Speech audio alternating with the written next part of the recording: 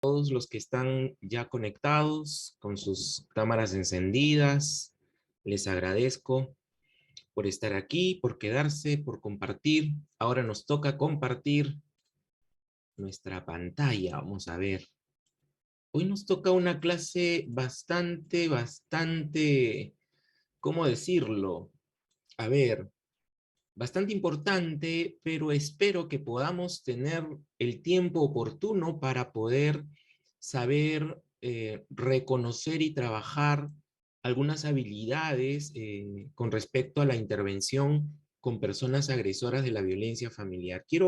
Antes de empezar, quiero que podamos tener claro, por favor, una vez más, la diferencia entre alguien que es una persona agresora, un agresor, una agresora, y una persona que es violenta. ¿Recuerdan la diferencia? Una persona agresora, alguien que siente que tiene que defenderse de algo o de alguna circunstancia y termina ejerciendo la agresión mmm, como defensa, tal vez, o como ataque en algún momento, pero lo hace como una reacción agresiva frente a una circunstancia. Sin embargo, la persona violenta no necesariamente está reaccionando a algo, sino que por el contrario quiere ejercer un dominio o quiere hacer algo contra alguien en particular y por eso hace uso de la violencia. Quiero que noten esta diferencia que es muy crucial porque honestamente, hermanos, todos, absolutamente todos en algún momento podemos ser agresivos si es que ya no lo hemos sido antes. Todos, ¿ok?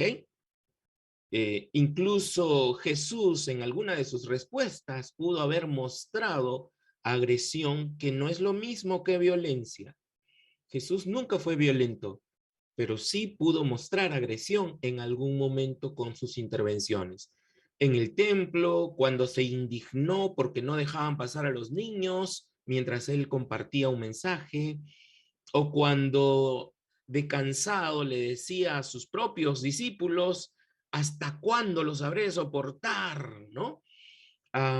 O incluso a su madre cuando le dijo, ¿vienes conmigo, mujer?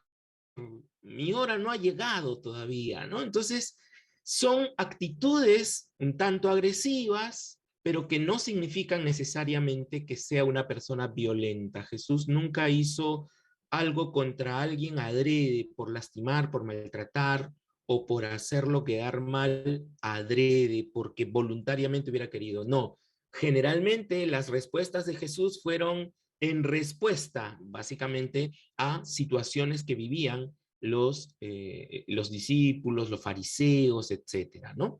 Entonces, por eso es importante que podamos entender que son reacciones que en algún momento se vuelven violentas después de haber sido, digamos, después de haber intentado controlar o manejar a alguien. Vamos a entender esta diferencia a través de este diagrama que vamos a ver aquí en un momento. Las reacciones violentas. Antes de entender una reacción violenta, quiero que se dé cuenta de este proceso que está basado en, ¿recuerdan lo que vimos en las diferentes teorías que hablaban de la violencia? Hay una en particular que se llama el ciclo de la violencia. Bueno, esto está basado en eso, pero tiene algunos añadidos que es importante reconocer. Miren, siempre que hay alguna reacción violenta, cuando las condiciones pasan, se empieza a vivir periodos de calma. Y ahí es donde existe el riesgo en algún momento, porque como ya siente calma, como la persona violenta ya no es violenta, se pone más, de repente más afectivo, comienza a hablar un poco más con las personas, a veces se molesta, pero tiene reacciones agresivas, pero ya no tan violentas. Entonces, hay periodos de calma que mientras no haya tensión acumulada, tranquilamente esos periodos de calma pueden extenderse en el tiempo.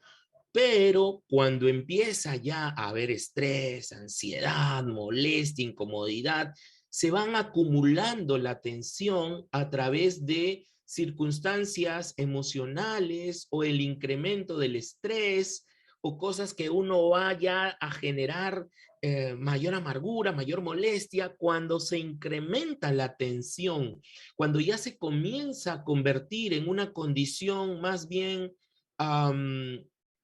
mucho más tensa a nivel emocional y también a nivel físico.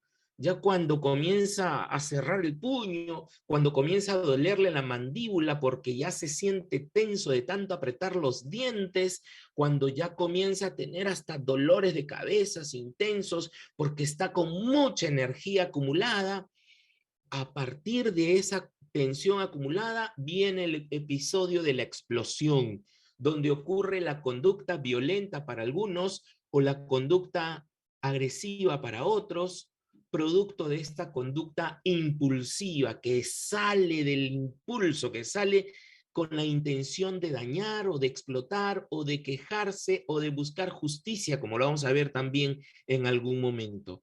Pero que esta explosión de ira puede ir de actitudes agresivas hasta conductas violentas. Y aquí quiero que usted se dé cuenta de todo el proceso y por eso le digo, todos en algún momento hemos tenido alguna actitud agresiva. Los gritos, los insultos, los reclamos, el sentirse amargado por dentro, la desesperación de que uno siente cuando algo es injusto contra uno, puede llegar a terminar en golpes, en amenazas o en violencia propiamente dicha. Entonces hay diferentes maneras de actuar. No es que todo el mundo sea violento. Quiero que he leído cada una de sus mensajes que han dado en el foro y les agradezco a todos por ello, todos han participado y me ha encantado leerlos. Ha habido muy buenos aportes y ha habido muy buenas, incluso hasta testimonios que he leído allí. Sin embargo, todos los aportes que ustedes han dado, o la gran mayoría de aportes, ha sido básicamente en función de una persona violenta, de una persona que lastima, de una persona que daña, de una persona que termina hiriendo a otra, y todas las, por lo menos la gran mayoría de aportes que ustedes han dado, de aportaciones, de aportes que ustedes han dado, ayudan mucho a ese momento, al momento violento, al momento en que ya se desencadenó la violencia. Pero he leído muy pocos, y sí que los he leído y me ha encantado, de gente que se atreve a ir un poco más allá de solo responder a la conducta violenta, sino de trabajar momentos o temas relacionados a la prevención o relacionados incluso a la conducta agresiva, ¿no? Obviamente, la mayoría de personas no busca ayuda cuando su esposo o su esposa es agresiva con él o con ella. Busca ayuda cuando ya es violenta, porque no encontramos la diferencia. Y asumimos que la agresividad o es algo minimizado, no, pero solamente se molestó, tiró el plato, pero nada más, o sea, no fue mucho. O sí, pues se amargó y me insultó, pero fue porque estaba molesto, porque estaba amargo. Y lo minimizamos o, bajo las condiciones del contexto cultural en el que vivimos, basta que un hombre se moleste, sobre todo con una mujer, para que la mujer lo denuncie por violencia psicológica, ¿no? Simplemente fue una explosión de ira y esa explosión de ira, que obviamente no está bien, pero es algo que ocurrió, lo utiliza como algo que ya generó toda una vida violenta, ¿no? ¿Cómo nos damos cuenta de esto? Lo diferenciamos, creo, en la quinta clase, si no me equivoco, o en la cuarta, donde decía que la única forma de poder identificar si eso ya es algo dañino es, uno, por la frecuencia en que ocurre y dos, por la intensidad en la que ocurre. Recuerden siempre esta fórmula. Frecuencia más intensidad se puede convertir en enfermedad. Entonces, el hecho de estar de alguna manera repitiéndose continuamente la conducta, y si la conducta es cada vez más intensa, es lo que puede llevar a generar todo este problema de violencia familiar que estamos analizando. Se lo explico de esta forma. Si una persona por molesta, por incómoda, por irascible, termina gritándole a su pareja, sea del género que sea, le termina gritando, pero eso ha ocurrido una vez en, qué sé yo, en todos los años de matrimonio que han tenido, o que ha ocurrido por única vez, o ha ocurrido algo así, pero después de 2 años, después de un año, después de un tiempo. Tuvo una reacción violenta, pero no significa que haya sido, que la persona sea violenta. Si no ha ocurrido antes, si es la primera vez, hay que tratarlo como tal, la primera vez, pero ya se tiene que prestar atención. Esa es la clave, hay que prestarle atención a eso. Lo segundo, ahí estamos viendo que no es frecuente, pero ya ocurrió. Hay que observar eso. Lo segundo, intensidad. Si la forma en que él grita o ella grita ha sido una condición en la que terminó gritando arrebatada, pero se encerró en su cuarto y no hizo más que en su cuarto llorar, llorar, llorar. Entonces, no es lo mismo que una persona que está molesta, grita y comienza a golpear paredes, comienza a tirar las cosas, comienza a tirar bofetadas o a agredir a la persona. No es la misma intensidad. El primero se molestó y se encerró en su cuarto. El segundo se molestó y lastimó a la persona. ¿Notan esa diferencia? Porque eso es crucial para entender todo este ciclo de violencia. Mayor frecuencia, mayor intensidad, se convierte en un problema mayor cada vez. Generalmente, después de la explosión, viene el siguiente nivel, ¿no? El episodio de la culpa y el remordimiento. Una persona violenta generalmente no siente culpa. Una persona que ha respondido por agresión o por defenderse o porque se ha sentido atacado o atacada aun cuando su pareja no lo haya atacado, pero una persona que se siente atacada responde y generalmente siente culpa, siente remordimiento, siente pena de lo que hizo, no se siente bien y es el momento adecuado para buscar la ayuda necesaria para regular sus emociones, como lo vamos a ver más adelante. Pero es ese momento, si la persona no siente culpa y no siente remordimiento, y permítame el término, con mucho respeto lo digo, le llega lo que usted diga, entonces estamos hablando de una personalidad violenta. ¿Recuerdan lo que hablamos de los dos tipos de personalidad, los cobra o los pitbull, ¿no? Los pitbull. Entonces, esas condiciones ya están generando una visión más clara de que la persona puede ser una persona no solo agresiva, sino que además hace uso de la violencia y no siente culpa ni remordimiento. Pero si usted nota que alguien siente culpa y remordimiento, entonces con esa persona sí se puede trabajar en este tiempo. Si la persona no siente culpa ni remordimiento, mi hermano, sería preferible incluso poder derivarlo a algún profesional o poder en su nivel más elevado denunciarlo. Muchos de ustedes han hablado de denuncias y muchos de ustedes han hablado de algunos casos en particular en la que ustedes proponen denunciar y yo estoy de acuerdo con eso. Pero hay que evaluar también a la persona violenta o al victimario o victimaria, porque muchas de estas personas están atrapados por su propia violencia. O sea, ellos no son violentos porque quieren serlo, quieren escapar de la violencia, pero no saben cómo. Están atrapados por su propio pecado, su pecado los alcanzó, por decirlo de alguna manera. Entonces hay que evaluar muy bien en qué condiciones tenemos que hacer la denuncia del caso y en qué condiciones la persona merece una nueva oportunidad, como dice la palabra. ¿Cuándo me doy cuenta de eso? Cuando después de su explosión ha sentido culpa y ha sentido remordimiento genuino. Porque después de eso vuelven a aparecer los periodos de calma. ¿Me estoy dejando entender con lo que se estoy diciendo? Espero que quede claro esto, ¿eh? Porque muchos podríamos nosotros decir, no, no, no, no, no, ya fue agresivo, ya agredió, mándenlo de una vez a poder demandarlo. Y hay personas, honestamente tengo que decirlo, hay algunas mujeres más que hombres que aprovechando este asunto de querer ya separarse o divorciarse del marido, lo acusan de una violencia psicológica cuando no ha habido ni frecuencia ni intensidad. Y entonces, cuando van a presentar la denuncia, los psicólogos a cargo, que se hacen obviamente a cargo de la investigación, perdón, los psicólogos que se hacen a cargo de la investigación se dan cuenta de esto, se dan cuenta que no ha habido ni frecuencia ni intensidad y encima ha habido arrepentimiento, culpa, remordimiento. Entonces, lo que hacen los psicólogos o los abogados o las asistentes sociales es denegar la denuncia.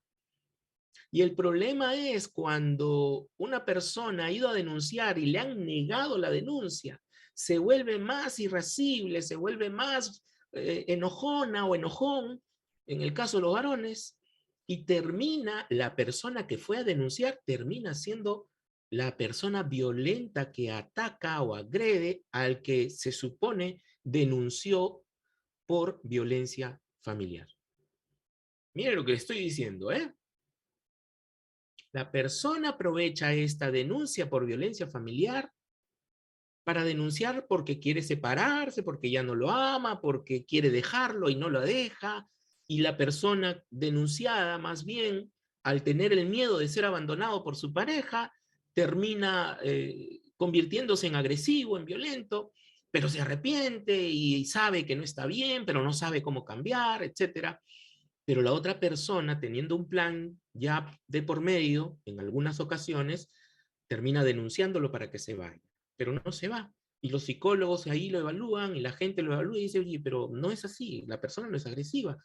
Tiene algunos rasgos de agresividad, pero no es una persona violenta. Más bien violenta es la que lo denunció. Y hay que tener cuidado con eso también. Entonces, la culpa, el remordimiento sirve para identificar si la persona realmente tiene la disposición de poder cambiar. Si la persona al principio siente culpa y remordimiento, pero una vez más, después de pasar el periodo de calma, vuelve a acumularse la tensión, entonces cuando ya desaparecen los periodos de calma, aún teniendo culpa, aún teniendo remordimiento, pero sigue con la tensión y sigue explotando en ira, ahí ya estamos entrando en un terreno peligroso. Mire, hace un rato les decía, si tiene culpa y remordimiento y le siguen los periodos de calma, puede haber la posibilidad de recuperar a esa persona. Pero si ya los periodos de calma desaparecieron, aun cuando la persona sienta culpa, aun cuando la persona sienta remordimiento, pero ya no hay periodos de calma, ahí de frente se siente tenso de nuevo y vuelve a explotar, volvemos entonces al nivel de frecuencia e intensidad. Aumenta la frecuencia, aumenta la intensidad y comienza a estar ya en la tensión, explosión, culpa. Tensión, explosión, culpa. Tensión, explosión, culpa. Hasta que viene el mayor peligro. Desaparece la culpa y el remordimiento y solo se queda en tensión, explosión, tensión, explosión, tensión, explosión, tensión, explosión. Allí está el riesgo de muerte, de feminicidio, ahí está el riesgo de muerte por suicidio o por homicidio. Porque estamos en un ambiente donde ya no hay periodos de calma, donde ya no hay culpa ni arrepentimiento y donde lo único que hay es tensión, explosión, tensión, explosión, tensión, explosión. Ahí es donde necesitamos proteger a las víctimas. Todo lo que ustedes me han mencionado en su foro está a partir del anterior, de aquí, cuando desaparecen los periodos de calma. Cuando ya todavía la persona se siente culpable, pero necesita intervención urgente. Si no se hace la intervención a tiempo, entonces necesita la denuncia.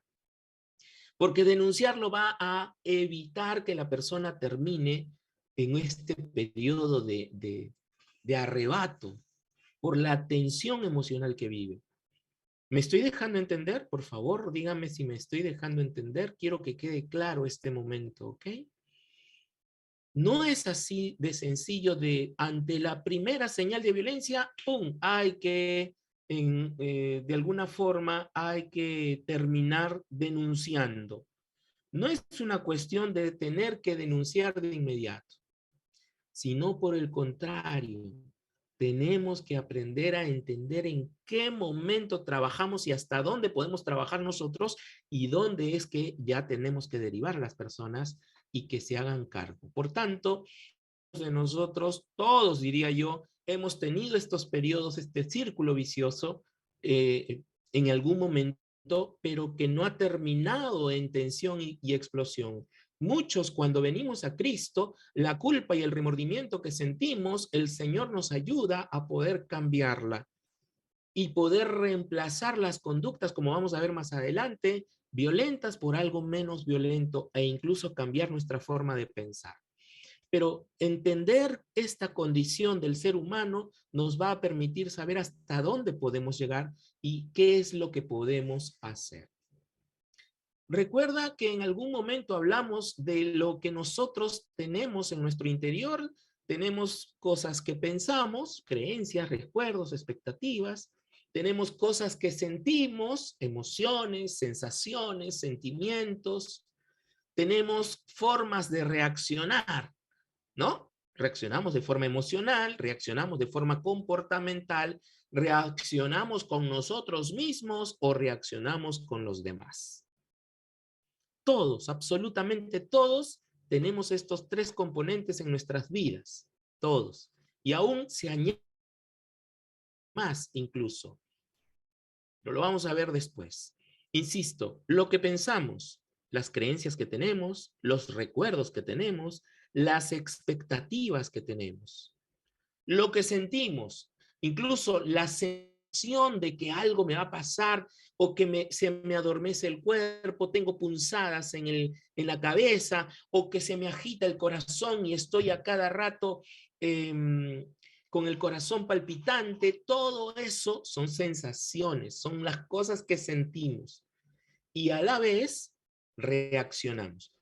Todos nos damos cuenta de la reacción. Se recuerda de que trabajamos, si no me equivoco, la semana pasada, lo que se llama el iceberg de las emociones. ¿Se acuerda que hablamos del iceberg de las emociones? Ok, en el iceberg, la punta del iceberg son las reacciones, pero detrás de esa punta, o más bien en las profundidades del iceberg, está lo que pensamos y lo que sentimos. Recuerde bien esto, porque aquí es clave para poder tratar personas que tienen reacciones violentas, ¿okay? Con personas incluso agresivas. Y si me lo permite, y con mucho respeto le digo, para tratarse usted mismo o usted misma cuando llegue el momento. ¿Ok? Así que préstele atención a esto, por favor. Tenemos esos componentes y esos se interactúan entre sí. ¿Qué quiero decir? Un sentimiento genera un pensamiento. O a veces es al revés. Un pensamiento genera un sentimiento. Y en muchas ocasiones ambas cosas juntas generan una reacción. Entonces nosotros vemos la reacción, pero no sabemos lo que está pensando esa persona o lo que está sintiendo esa persona.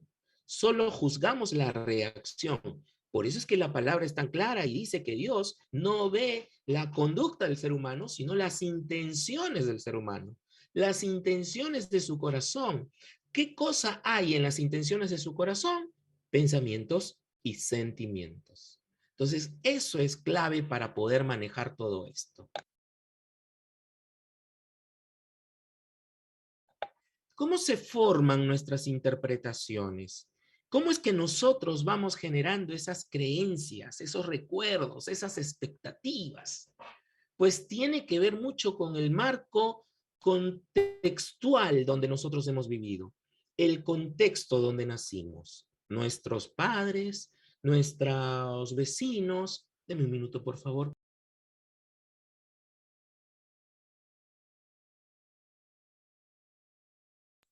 Perdóneme, es que yo me emociono cuando comparto este tema.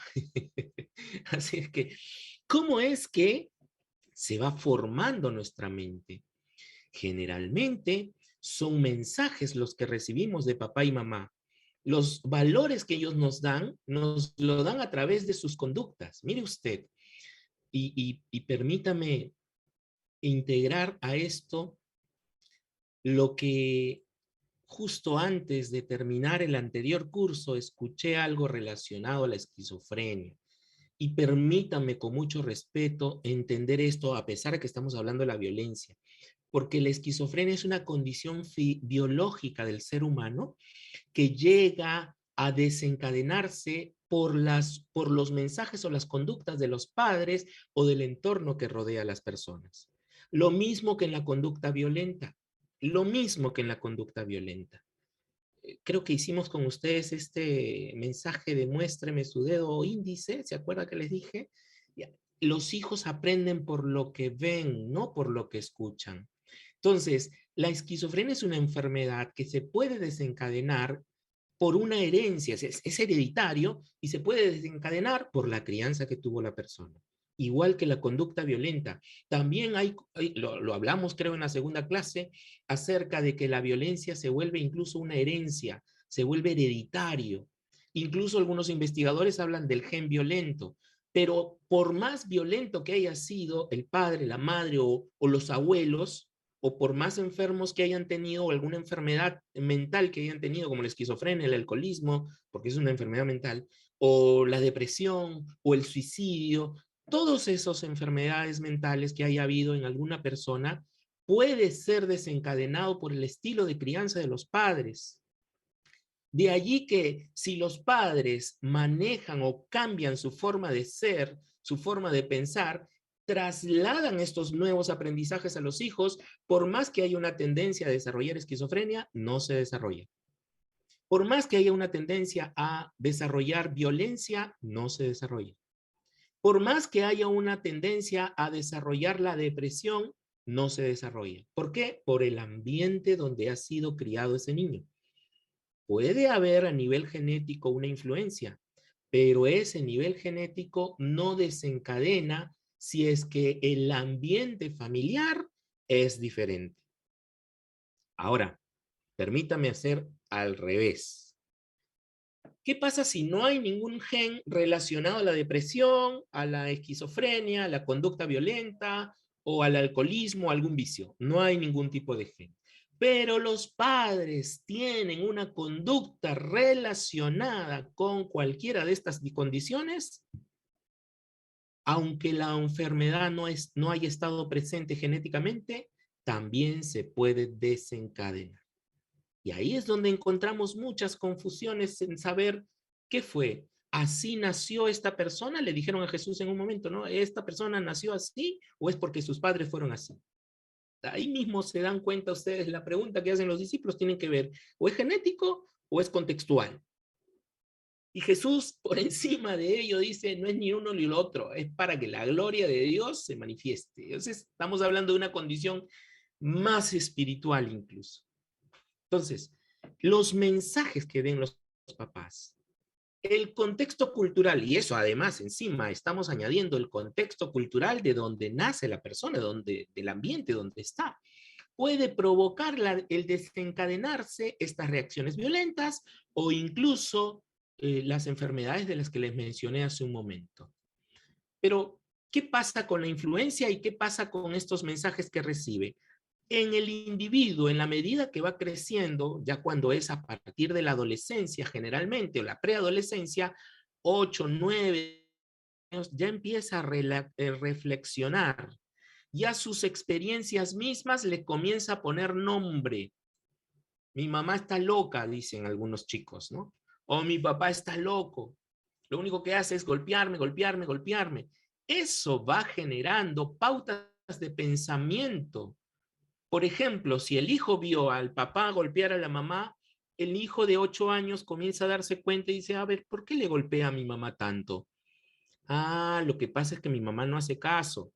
Para que mi mamá haga caso, mi papá le tiene que golpear. Entonces el niño aprende, tenemos que golpear para que pueda las personas hacernos caso. O tenemos que gritar más fuerte para que nos hagan caso. O tenemos que confrontar y enfrentar para que nos puedan hacer caso.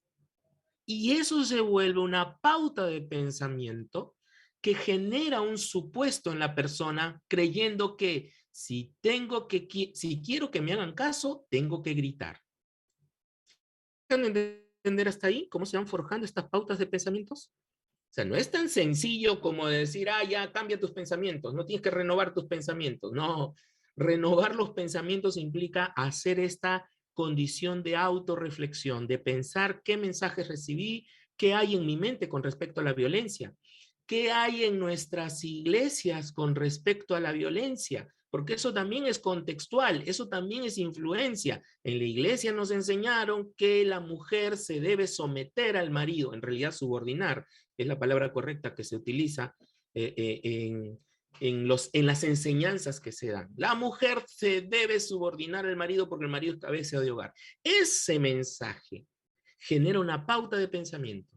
Entonces, si mi esposa no me hace caso, automáticamente yo vengo a ese mensaje y digo, a ver, pero la Biblia dice que tú te tienes que sujetar. Entonces, tú tienes que cumplir con tu rol conyugal. Tú no te puedes negar a tu marido. Tú tienes que hacerle caso y obedecerle a tu marido porque yo soy la cabeza de hogar. Y se va gestando la creencia de que la violencia es permitida porque la Biblia dice que la mujer debe someterse y sujetarse a su marido. ¿Notan la implicancia tan grande de esta enseñanza? Estas pautas de pensamiento es lo que provoca una idea que justifica a al agresor o a la agresora en general. Veo tu mano levantada, Carolina. Adelante, por favor.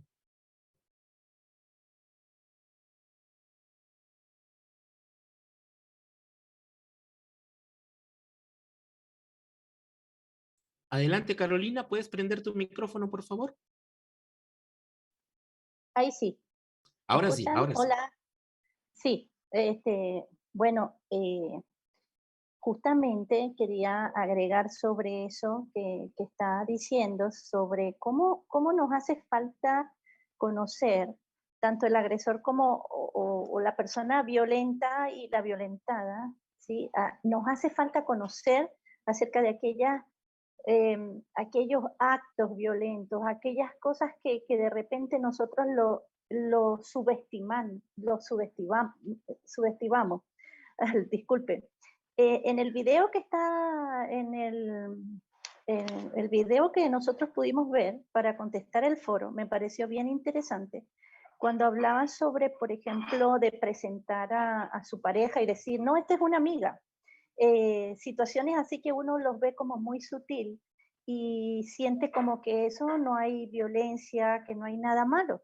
Sin embargo, yo creo que importante es, y también lo hablaba en el foro, prevenir estas situaciones y que podamos tener conocimiento de aquellas cosas que consideramos, o por lo menos saber qué cosas pensamos que son violentas y cuáles no son violentas, porque a veces nos han educado de esa manera.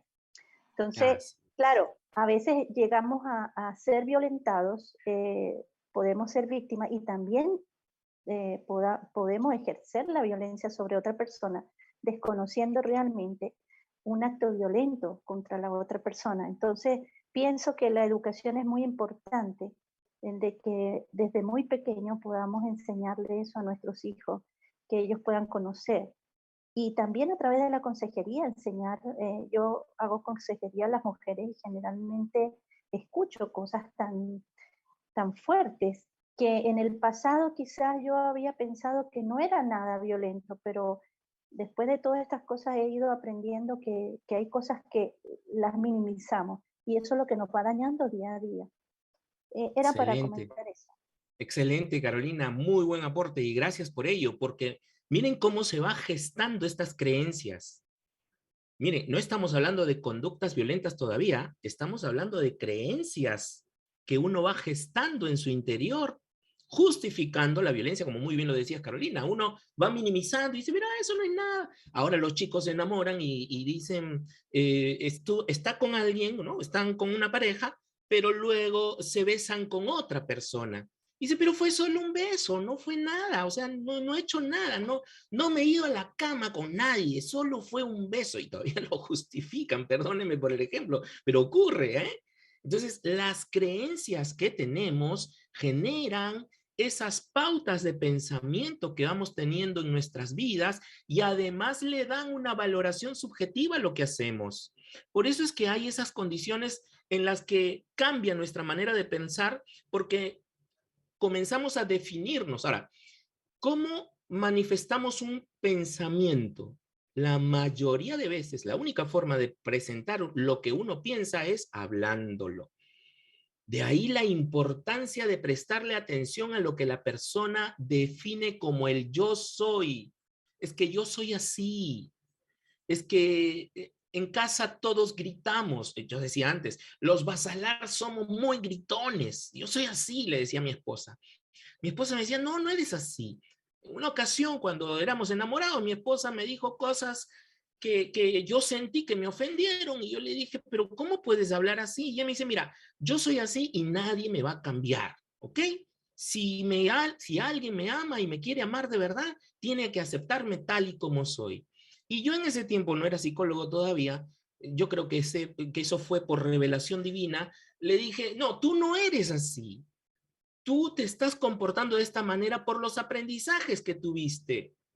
Y encima, ya éramos creyentes los dos, cada uno había estado sirviendo en el ministerio por 5 años antes de conocernos. Yo le dije, y encima has venido a Cristo, y si has venido a Cristo, ¿para qué has venido si vas a decir que tú eres así? Fue la peor bronca que tuvimos, por cierto, cuando éramos enamorados. Pero fue un momento en el cual ambos tuvimos que darnos cuenta de nuestras creencias que teníamos. La forma de vernos a nosotros mismos a veces justifica la violencia, a veces justifica, es que no, pues es que yo soy así, o en mi país somos así, hablamos de esta manera, o en mi familia somos así, decimos esas cosas y no nos ofende. Pero claro, para ti y tu familia no puede ser ofensivo, pero para las otras personas sí, como el caso que le estoy narrando con mi esposa, que gracias a Dios ella se dio cuenta de la condición que estaba pasando y yo me di cuenta también de que también elevé la voz y también le dije, aún, ¿para qué has venido a Cristo si no vas a cambiar, si no quieres que Cristo te cambie? Y que eso fue lo que a ella le impactó. Esa condición nos hace reflexionar sobre cómo estamos viviendo nuestras vidas.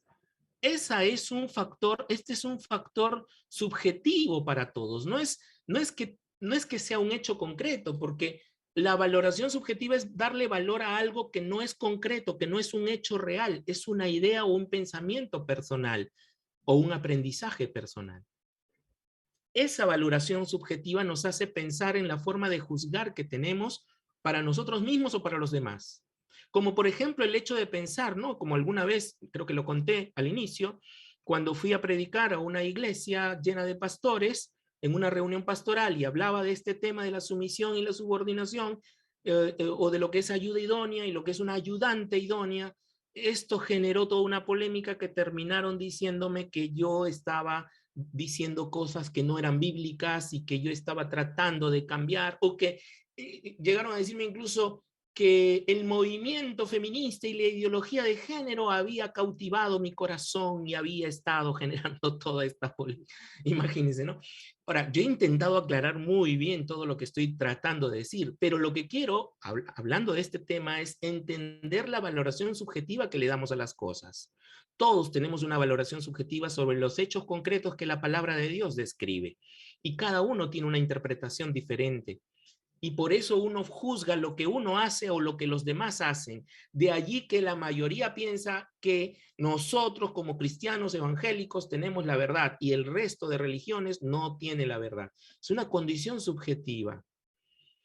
O porque determinadas prácticas comienzan a ser ofensivas para algunos y para otros no lo es ofensivo, como que los creyentes en Alemania brindan con una cerveza y los creyentes en Latinoamérica juzgan a los alemanes por tomar cerveza, por ejemplo, o por vestirse con falda en Escocia, o porque los latinos bien latinos celebran a Cristo con alabanzas en ritmo de merengue o en ritmo de salsa, pero hay otros que no. Hay otros contextos en donde su valoración subjetiva dicen, no, eso es pecado, eso es del mundo, eso es dejar entrar al mundo en la iglesia, etcétera, etcétera, etcétera.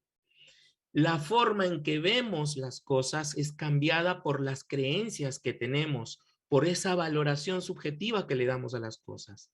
Y eso ese contexto nos lleva a ver el mundo o el futuro de acuerdo a lo que espero, de acuerdo a lo que necesito. Entonces, si un pastor o líder tiene la convicción de que la violencia es solamente física, pero no es psicológica o verbal, entonces va a juzgar sus casos en función de si aparecen síntomas físicos o no, o conductas físicas. Si es gritos, no, hermana, usted está exagerando. No, hermana, seguramente usted no se está sometiendo. O no, hermano, usted está exagerando con su esposa no es así. Acá en la iglesia nunca ha hecho eso. Tenemos que tener mucho cuidado con las creencias que tenemos.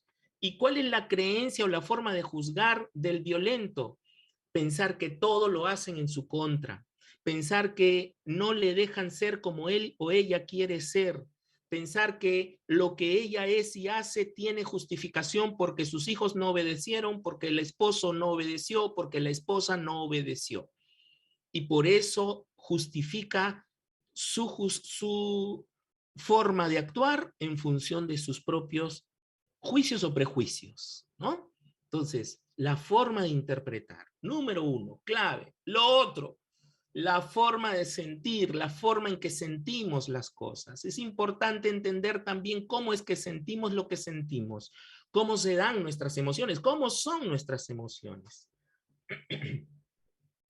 Por ejemplo, la mayoría cree, incluso hay investigadores que lo han tomado así, no estoy de acuerdo con ello, pero han tomado, o escritores de libros, han tomado la diferenciación entre emociones buenas y emociones malas. Permítame decirle, muy contrario a lo que la mayoría ha creído, no existen emociones buenas ni emociones malas. Existen emociones que nos hacen sentir bien o emociones que nos hacen sentir mal, pero no que la emoción sea buena o mala. Hay emociones que nos hacen sentir de forma agradable y hay emociones que nos hacen sentir de forma desagradable.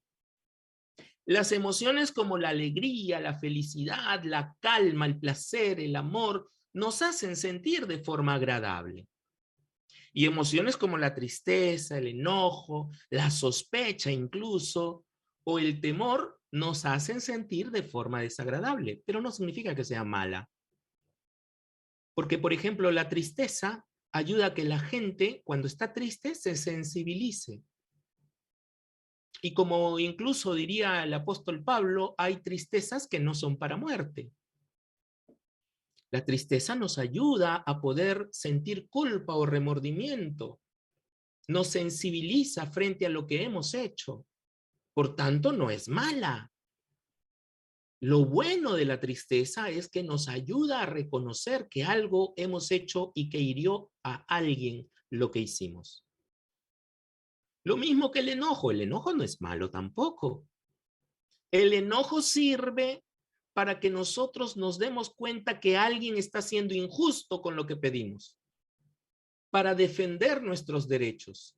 Jesús se enojó en muchas ocasiones con la intención de defender sus propios derechos como una personalidad divina, incluso en el templo. Enojarse no es malo. No está mal que podamos mostrar nuestro enojo. La manera en que lo mostramos, esa es otra cosa. Pero el enojo de por sí no es malo. Sospechar tampoco, porque si uno no sospecha, puede que sea agredido o lastimado. Las sospechas se aclaran, no se juzgan. El problema con la sospecha es que la mayoría lo juzgamos de inmediato. Siento sospecha. ¿Por qué mi esposo se mete al baño a contestar su celular? Sospecha.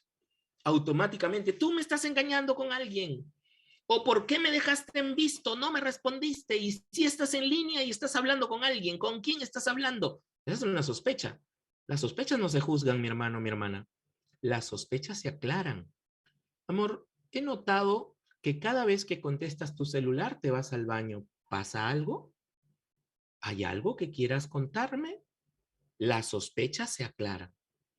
Amor, me gustaría que cuando te escriba puedas contestarme. Hazte un tiempito y contéstame. No me gusta cuando me dejas en visto o no me gusta que estés en línea y sé que estás en línea porque se marca en el WhatsApp, pero que no estás hablando conmigo.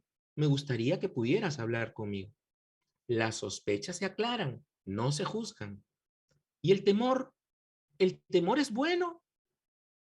Pues claro, porque te sirve para protegerte. Si no sintiéramos temor, ¿cuántas cosas nos habrían pasado? Es más, este coronavirus que hemos vivido, esta pandemia que hemos vivido, ha sido un desencadenar del temor a niveles hasta extremos, pero sirvió para que la gente aprendiera a cuidarse, aprendiera a ser más limpio, lavándose las manos, usando mascarillas, a tomar distancia.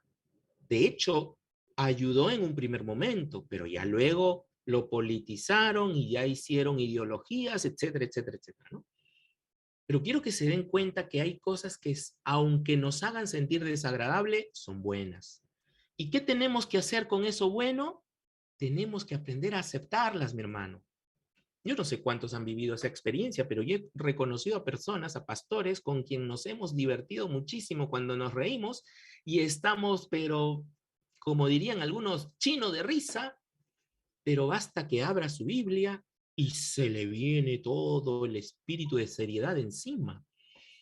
Hermanos y hermanas, vamos a ser más respetuosos con la palabra de Dios. Y es un cambio dramático, hermano, perdónenme por lo que estoy diciendo, pero es un cambio dramático. O sea, se ríe, se vacila, está chino de risa, pero basta que vea. Ahora, no digo que esté mal, ojo, no digo que esté mal, porque hay que ser respetuosos con la casa del Señor y la palabra del Señor y todo.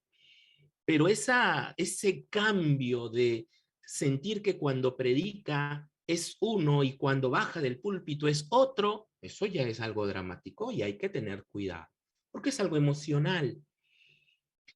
Es importante que estas condiciones de alegría, de placer, de amor, de sospecha, de tristeza, sea aceptado por el ser humano. La mayoría no lo acepta y por eso luchamos. No queremos que la gente se enoje, no queremos que la gente enojada nos diga algo, sobre todo cuando tiene que ver con nuestro ministerio, o sobre todo cuando tiene razón, pero no queremos aceptar que tienen razón y nos defendemos por eso. Tenemos reacciones agresivas o incluso reacciones violentas. ¿Por qué vienen esas reacciones violentas a nivel emocional? Aquí quiero que le preste atención a esto que voy a presentar. Ocurre que no solamente hay emociones que nos hacen sentir agradable, sino que también hay un nivel extremo en que la reacción emocional crece y se intensifica y se vuelve algo súper agradable o súper desagradable. Son condiciones desadaptativas, inestables totalmente. Entonces, el que sentía alegría la convirtió en euforia. Y la euforia es descontrol total. El que sentía calma la convierte en indiferencia. El que amaba se convierte en dependencia. El placer que uno sentía se convierte en un placer exacerbado. Por eso hay personas que violan, por ejemplo. Porque el nivel de placer ha sido tan intenso en esas personas que perdieron el control y se volvió un comportamiento desadaptativo. Y por eso les gusta tener tocamientos indebidos o ver pornografía o incentivar a su pareja a que pueda participar en ella. ¿Por qué? Porque esa emoción natural y dada por Dios se extralimitó, creció a un nivel incontrolable incluso para la misma persona. O incluso aquella tristeza que es natural y que era buena poder vivirla, se convirtió en una depresión profunda en la cual la persona ya no solo está triste, sino que su tristeza se ha profundizado tanto que sus comportamientos ya están siendo comportamientos depresivos. Como por ejemplo el llorar continuamente, el abandonar todo lo placentero que antes le generaba placer, ahora lo abandona. Como por ejemplo el frustrados lo lleven a quererse quedar todo el día en la cama, a no bañarse, a no cambiarse de pijama, a no levantarse de la cama, a estar continuamente o llorando o irritable continuamente, que es otra manifestación de la depresión también. Estar continuamente renegando, molesto, molesta, gritando a los hijos, al esposo, a la esposa. Entonces, su enojo, que antes era simplemente una relación de frustración, de enojo, de rabia, porque no está saliendo las cosas que quiere, ahora se convierte en furia. Y en la furia, la rabia es explosiva. En la furia, lastimamos a otros o nos lastimamos a nosotros mismos. En la sospecha, antes de decir, amor, algo está pasando, no, ahora ya se convirtió en celos. Y la celotipia es la condición en que la persona, por celos, obliga a la otra persona a abandonar conductas, a controlarla, a estarle negando que salga a determinados lugares o aislándola de las familias o de las demás personas. Todo eso producto de los celos. Y eso lastima a las personas, o lo que pasó también en pandemia, que el temor creció al nivel de pánico. Mucha gente sufre de crisis de pánico por ansiedad. Es que entre el temor y el pánico está la ansiedad. La ansiedad crece, se intensifica y se convierte en un trastorno de pánico, como seguramente lo conocen. Reacciones violentas desde el lado emocional. Si a este lado emocional le añadimos las creencias que hemos visto hace un rato, imagínense la persona. ¿Cómo no va a reaccionar la persona de una manera violenta si mire todo lo que pasa en el interior del ser humano? Veamos eso justamente. La reacción violenta nace justamente de la interpretación que uno tiene, la valoración que uno tiene, más la emoción intensificada entre ambas, ¡pum!, respondo con, en algunos casos, con violencia o con agresión, ¿no? El pensar, ¿pero qué está pasando? ¿Por qué está ocurriendo esto? No puede ser. ¿Qué me va a pasar? ¿Y si me enfermo? ¿Y si salgo y me contagio? ¿Y si contagio a mi familia? ¿O si mi familiar falleció y yo pienso que soy el responsable? Yo pienso que yo tuve que salir a comprar y no me limpié bien seguro las manos y por eso contagié a mi familia, a mi familiar, y mi familiar falleció por mi culpa. Viene la emoción de la culpa, viene el temor, la desconfianza de uno mismo, el enojo, el disgusto, ¿no? Todo eso es una mezcla de ambas cosas, lo que interpreto, lo que siento. Y por eso respondo con ansiedad, con celos, con sospecha, con irritabilidad, con resentimiento. Y por eso la persona se vuelve violenta cada vez más. Vamos a verlo. Además de eso, hay aspectos situacionales que ya no tienen que ver con lo que uno piensa o con lo que uno siente, sino con las circunstancias donde uno ha vivido. Vivir en una ocasión que haya habido violencia o en experiencias altamente desagradables, todos esos aspectos del contexto de situaciones que se vivió, se comienza a recordar también, aparecen como recuerdos que se suman a la emoción y termina generando comportamientos violentos. Ahora, una interpretación, un recuerdo puede generar emociones, pero también una emoción puede generar recuerdos. Y entre los dos se combinan y terminamos reaccionando violentamente. Mira, hermano, le estoy resumiendo lo más que puedo todos mis cursos de toda la universidad. Mis 5 años de la universidad se lo estoy resumiendo en esta media hora que pasó, una hora que ha pasado de clase. ¿Cómo reacciona una persona violenta? Veámoslo ahora entonces. ¿Recuerda este triangulito? Lo que pensamos, lo que sentimos y la forma que reaccionamos. ¿Cómo reacciona una persona violenta? Bueno, pues sus creencias y sus valores culturales están sesgados con respecto a lo que piensa de las mujeres o a lo que piensa de las parejas, de lo que piensa de lo que es un hombre, de lo que es una mujer, la idea acerca de lo que significa tener autoridad o lo que significa tener poder, la desconfianza que tiene por las relaciones antiguas donde ha estado o por la forma violenta en la que vivió. Estos aspectos situacionales, recordar actitudes violentas en la familia de origen o en las relaciones pasadas, se combinan con esas creencias o valores culturales que ha ido conceptualizando en su interior. ¿Qué pasa? Esos pensamientos comienzan a convertirse en emociones. Se siente enojado, comienza a sentir amargura, celos, inseguridad, comienza a tener rabia, impotencia y se convierte en tensión muscular. Comienza a sentir la tensión, comienza a apretar los dientes, comienza a cerrar los puños, comienza a dolerle la cabeza, comienza a dolerle la barriga en algunos casos, comienza a golpear las cosas, comienza a enojarse, a fruncir el ceño.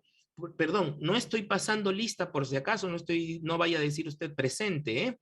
No estoy pasando lista, no diga eso me pasa a mí, a todos nos pasa, mi hermano, a todos nos pasa. Sean cristianos recontra devotos, o sea un cristiano que recién está aprendiendo de Cristo, a todos nos pasa.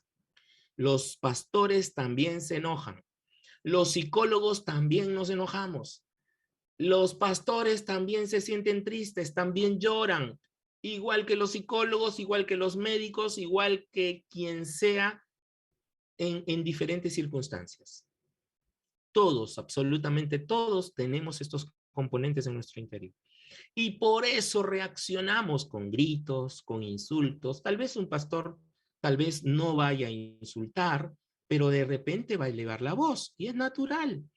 Tal vez no haga golpes, pero tal vez sí reclama. ¿Por qué creen, hermanos, que la Biblia, hasta en la Biblia describe que la blanda respuesta quita la ira? ¿Por qué lo escribió el autor del proverbio este?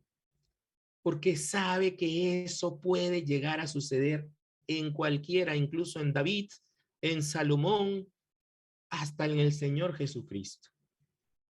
También podemos reaccionar con amargura, con desesperación. También podemos reaccionar con resentimiento. No, a esa iglesia ya no voy, porque ahí me trataron mal. No, a ese pastor ya no lo escucho, porque es un payaso y lo único que hace son chistes. No, a ese hermanito ya no lo voy a escuchar, porque lo único que habla es de, no sé, pues de la sumisión. O de no entender de que la mujer debe someterse a su marido. No, ya no quiero escucharlo. Ese resentimiento, esa amargura, también es una reacción producto de sus creencias y de sus sentimientos. Por eso es que es importante aprender a diferenciar si lo que una persona hace es por lo que la persona es, o si lo que una persona hace es por lo que quiere hacerlo en mí. Se lo pongo en un ejemplo. Mi esposa me grita. ¿Es lo que la esposa hace contra él o es lo que la esposa o el esposo está acostumbrado a hacer? Por ejemplo, si yo analizo esa frase, mi esposa me grita, tengo que pensar, ¿mi esposa me grita solo a mí o le grita también a mis hijos o le grita también a su hermana o le grita también a sus padres? Si solo me grita a mí, ok, y al resto no, ok, tiene que ver conmigo. Tengo que averiguar qué está pasando. Pero si mi esposa le grita a los hijos, a sus hermanos, a su familia, a los padres, al vecino, a todo el mundo, entonces ya no es que me grita a mí. Mi esposa grita, es diferente. Ahora, noten estas frases, ¿eh? Mi esposa me grita. La otra, mi esposa grita. ¿Cuál es la diferencia? Mi esposa me grita. Mi esposa grita. ¿Cuál es la diferencia? Si se da cuenta, uno tiene una dirección, lo hace conmigo. La otra tiene básicamente hechos y realidades que hace continuamente. Lo hace con todos. Pero ¿qué pasa a nosotros cuando ella grita? Lo asumimos personal y decimos, no. Yo sé que le grita a sus hermanos, yo sé que le grita a mis hijos, yo sé que le grita a la familia, pero también me grita a mí y yo no voy a responder o yo no voy a dejar que nadie me grita a mí. Y ahí viene el gran dilema, mi hermano. Asumir lo personal termina llevándote a responder con violencia, con agresión, con lo que sea, porque lo asumes personal. Es que me gritó a mí. Sí, pero no solo te grita a ti, le grita a todo el mundo. Entonces es un problema que tiene que aprender a manejar ella porque grita a todos. O él, ¿no? En general. No es que te grite a ti solamente. Y miren este análisis que con esto podría bajar muchas violencias o actos violentos. Porque no te está gritando a ti en particular. No lo asumas personal. No te metas a esa ecuación, como diría alguna terapeuta. No te quedes con la idea que lo hace a ti y solo contra ti, si no es verdad. Asume esto como algo que la persona hace y que necesite ayuda. Porque si es así, entonces me doy cuenta si mi esposa o mi esposo grita todo el tiempo y a todo el mundo y no solo a mí, entonces necesita ayuda. Entonces necesito aprender a aplacar la ira con la blanda respuesta para que busque ayuda. Ya no tiene que ver conmigo.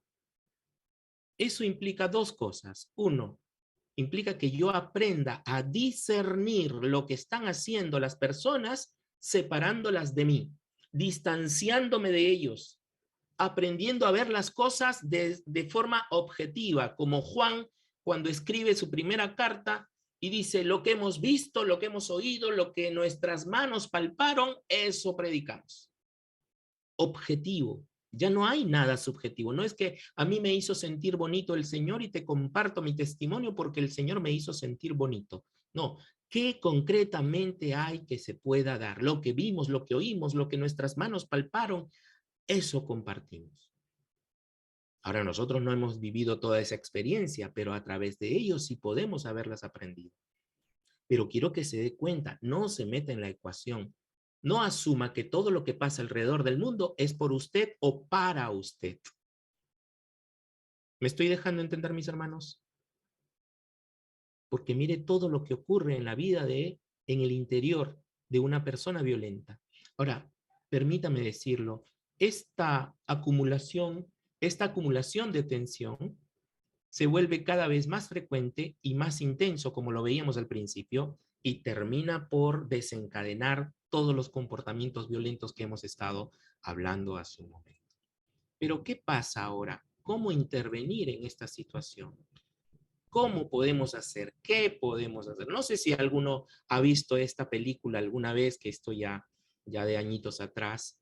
No sé si han visto la película Intensamente, pero esta película Intensamente describe de forma muy sencilla todo lo que yo les he hablado hace una hora con respecto a lo que sentimos, a lo que pensamos y a la forma en que tratamos a los demás. ¿De qué manera?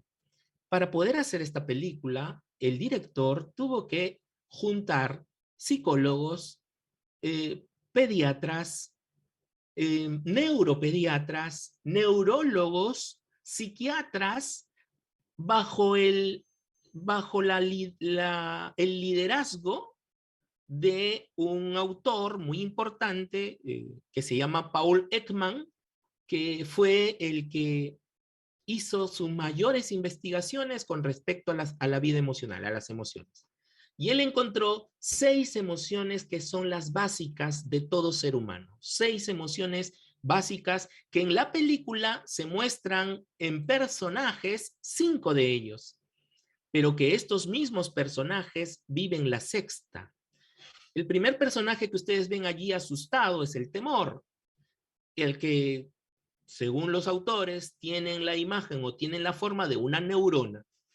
El chiquitito rojito que está con fuego en la cabeza, que tiene la imagen de un ladrillo, según dicen los autores, es la furia, que obviamente está representado muy genuinamente como lo que es furia. La de vestido amarillo, que es la protagonista, es la alegría, que está basada en el simbolismo de una estrella. Por eso es su forma de ser, siempre es así, con manos levantadas, juguetona, etc. La azulita es una lágrima, tristeza, que es justamente definida de esta forma por la condición que tiene, de pena, de tristeza. Y la verde, el personaje verde, es el desagrado, que es un nivel menor de enojo que la furia. El desagrado en niveles muy intensos es lo que nos lleva al rechazo. No quiero saber nada ni de él ni de nadie. El desagrado no solo tiene que ver con la comida que uno come y que decide no comer porque no le gusta, sino también con las relaciones interpersonales que tiene y que a veces se vuelven tóxicos y que termina decidiendo no tenerlas. Cada uno tiene su función. Y la sexta emoción que lo viven todos es la sorpresa. La sorpresa también es una emoción importante en nuestras vidas que combinada con las demás genera todas las cosas que hemos visto. La ansiedad es una suma de sorpresa con tristeza, perdón, con temor. La euforia es una suma de alegría con sorpresa. La furia misma o las reacciones violentas que tenemos a veces es porque no gestionamos bien la sorpresa. La sorpresa tiene que ver con la incertidumbre, con el no saber qué va a pasar, que juntado con la furia termina en actos violentos. Personas que, por ejemplo, terminaron en un feminicidio sin haberlo planeado, simplemente actuaron con violencia, fue porque no gestionaron bien su sorpresa, mucho menos su ira. El resto de emociones son una combinación de esta, pero las emociones sirven para predisponernos a actuar de una determinada manera. Por eso les decía, no son buenas ni malas, todas son buenas. Pero si no las sabemos reconocer, como lo diría un autor muy importante, Daniel Goleman diría que las emociones descontroladas pueden convertir en estúpida a la gente inteligente. Y eso se ha visto mucho en la actualidad. No sé si alguno tiene alguna labor en alguna empresa o ha conocido el término, lo que se llaman habilidades blandas. Todas las empresas están invirtiendo en habilidades blandas y habilidades blandas tiene que ver con el manejo emocional, cómo maneja cada uno sus emociones. El área que está trabajando últimamente en este manejo emocional cada vez más es lo que se llama la inteligencia emocional, también desarrollado por Daniel Goleman, que es básicamente la capacidad de reconocer, aceptar, utilizar y expresar sus propias emociones con fines adaptativos. Y para eso hace uso de 5 pilares de la inteligencia emocional, que tiene que ver con la autoconciencia, el ser consciente de uno mismo, la autorregulación, el ser capaz de regular sus emociones, la automotivación, el ser capaz de impulsarse, de empujarse a hacer algo, la empatía, el ser capaz de poder relacionarte bien con las personas a tu alrededor desde lo que tú puedes comprender en ellos y de lo que tú puedes comprender en ti. Y las habilidades sociales, tener la capacidad de tratar bien a las personas en general. La inteligencia emocional, no sé si alguno ha podido investigar al respecto o si tal vez lo han tratado en algún otro curso, es la necesaria, yo diría, capacidad que debemos desarrollar en las personas para manejar la violencia en el país, en la persona en general. Es la única forma que podemos hacer. Y vamos a ver un ejemplo en donde el mismo Señor Jesucristo es suficientemente inteligente de forma emocional que puede incluso enseñarnos a través de la Biblia todo este trabajo de inteligencia emocional. Veo tu mano levantada, Esperanza. Por favor, te pongo tu micrófono y prende tu micrófono y por favor compártenos lo que quieres compartir. Hola, sí, lo que pase la bulla. Buenos días. Muy buena la temática y más en este momentos de incertidumbre y pandemia a nivel de nuestros países latinoamericanos. Estaba investigando con el doctor Rafael Vizquerra, que fue un profesor que nos ha capacitado en Lima, Perú. El doctor Rafael Vizquerra, catedrático de la Universidad de Barcelona, siempre viene acá a Perú y a otros países latinoamericanos, incluso a las ferias del libro donde conocí y compré sus libros. Él nos invitó a nos entrena en estos diplomados internacionales sobre inteligencia emocional y hay una propuesta desde esta cátedra de él.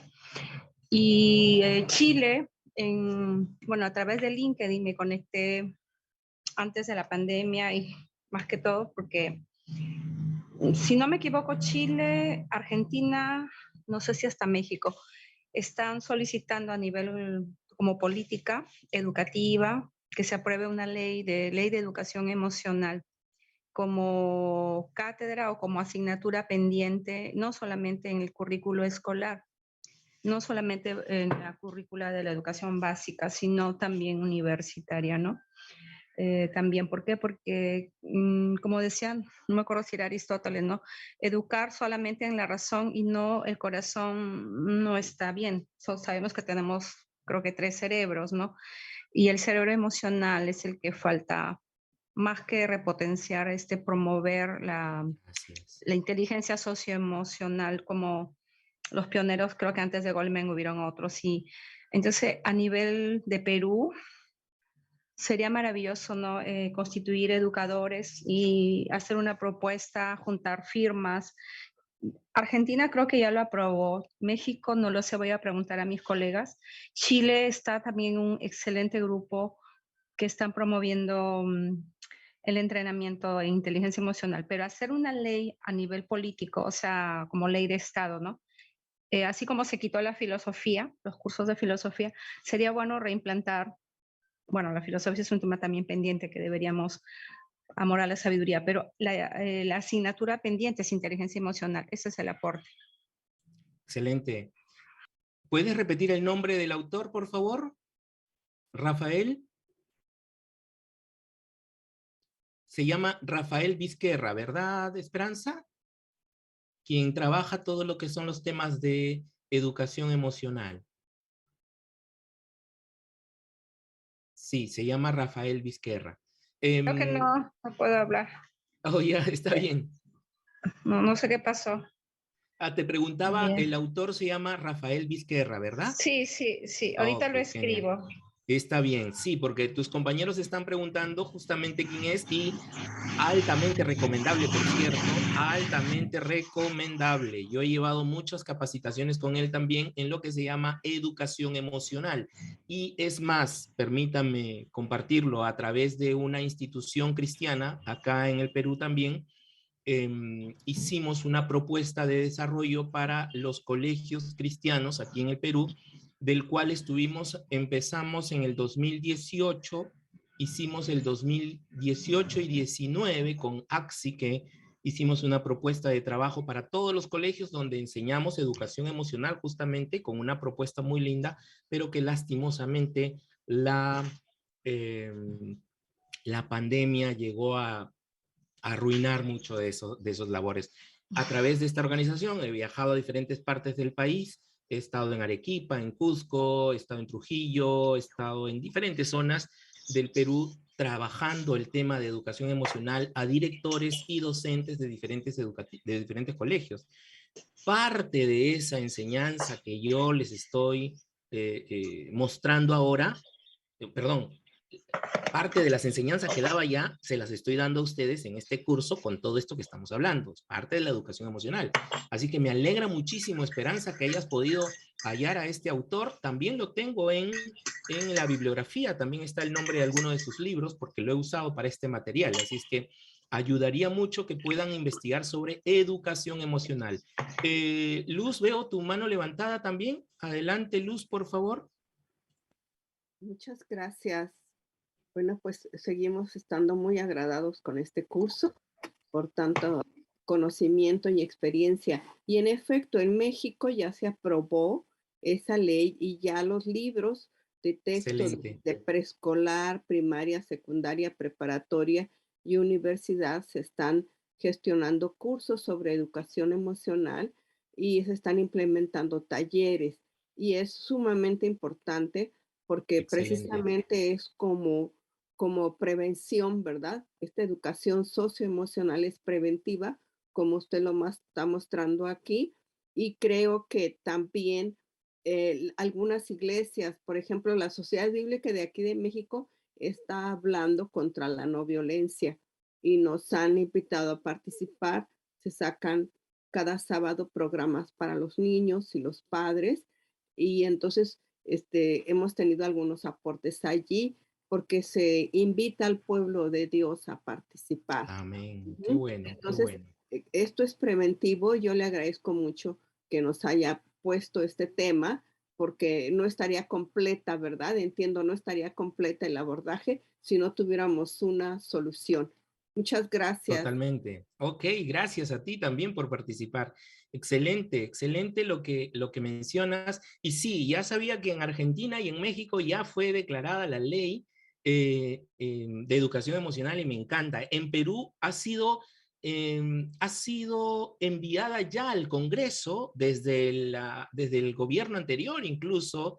Ya hay una propuesta para poder incluir la ley de educación emocional en el Perú, pero con la política en la que estamos en la actualidad, lastimosamente, no sé si se haya revisado o no, pero sí ha sido entregado. Yo fui parte de los que conocían esta ley de educación emocional de hace muchos años atrás.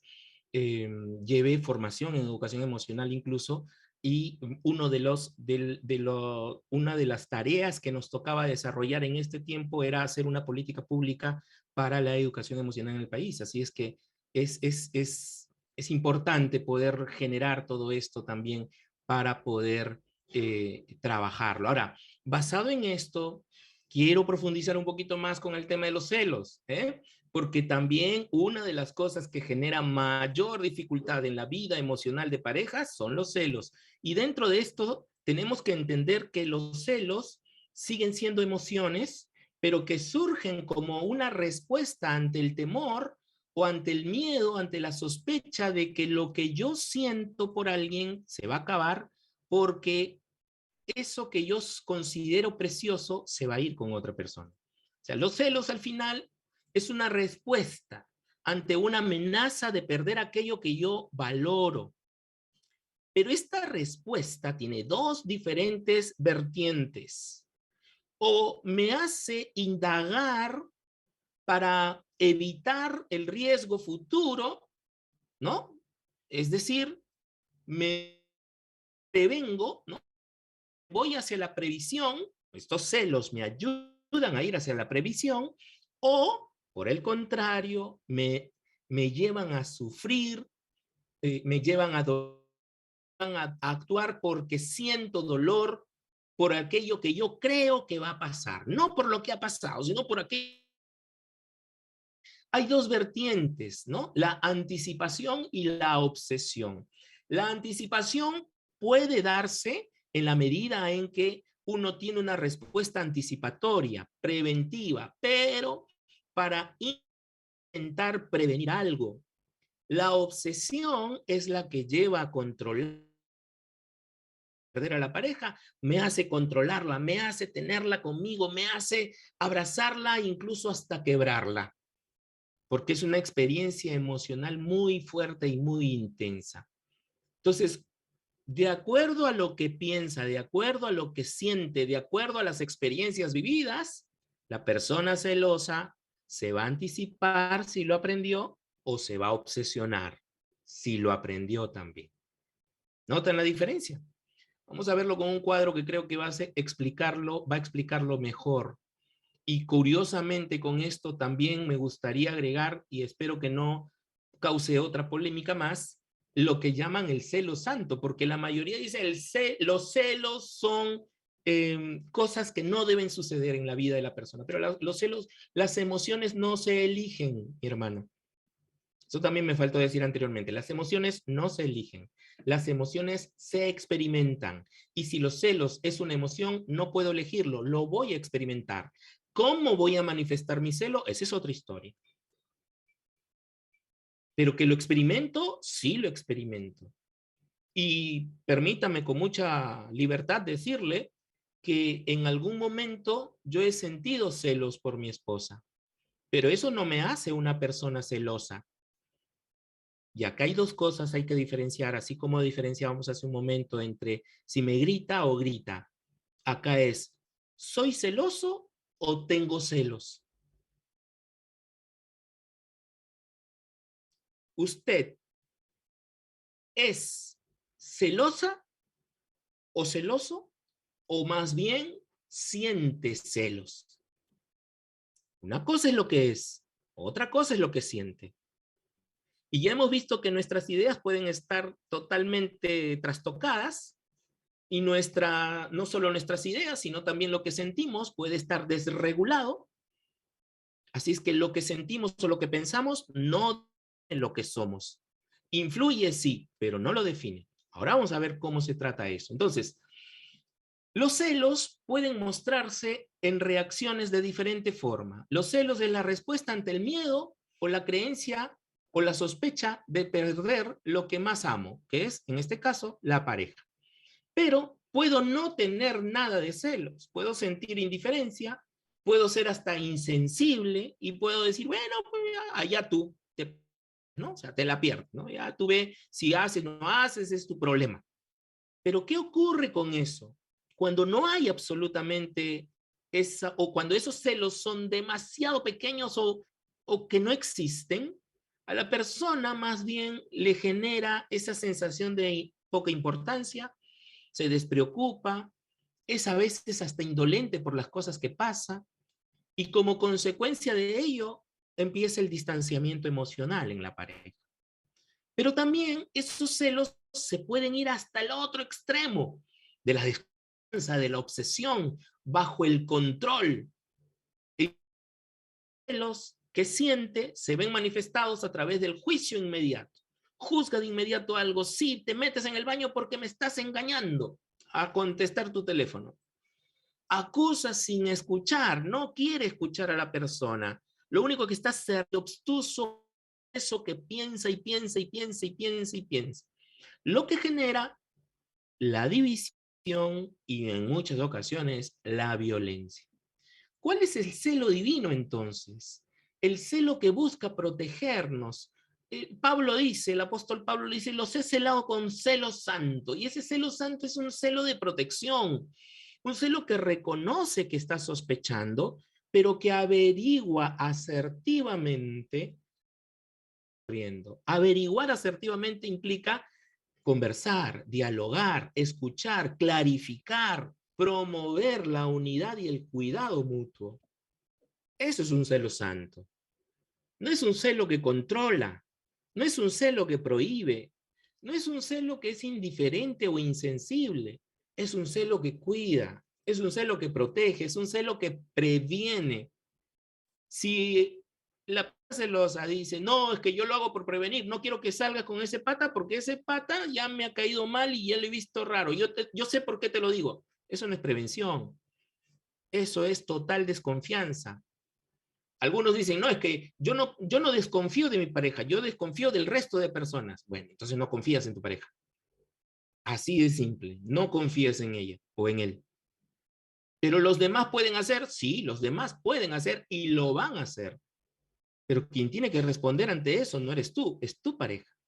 Entonces tu confianza va a ayudar, como la mujer de Proverbios 31 dice, ¿cómo dice el Proverbios 31? El que pone su confianza en ella no carecerá de ganancia. Si no me equivoco es el verso 10, 11 o por ahí. Quien confía en ella no carecerá de ganancia. Incluso es bíblico tenerle confianza a la pareja para que ella misma aprenda a diferenciar, aprenda a defenderse, aprenda a cuidarse por el bienestar de la relación. Así como cada uno de nosotros también es responsable de poder cuidarse y de poder protegerse. Entonces, los celos que generan violencia pueden ser la ausencia total de los celos que caen en indiferencia o el exceso de celos que puede caer en la obsesión, en el maltrato, en el control. ¿Me estoy dejando entender con esto? Está algo sencillito, ¿ah?